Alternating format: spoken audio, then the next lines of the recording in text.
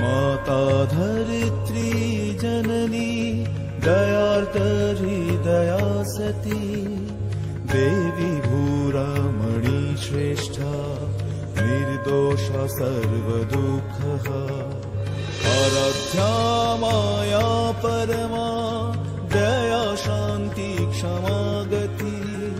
स्वः स्वधा च गौरी पद्मा च विजया जया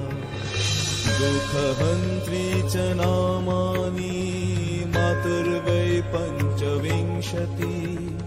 श्रवणात् पठनान्मार्त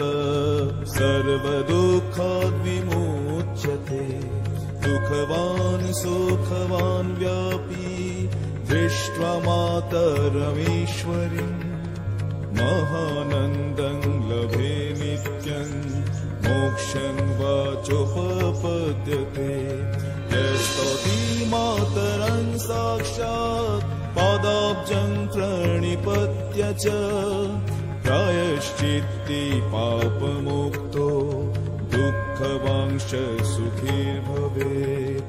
प्रायश्चित्ति पापमुक्तो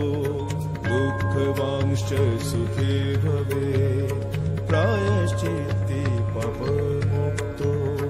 दुःखवांश्च सुखी भवेत्।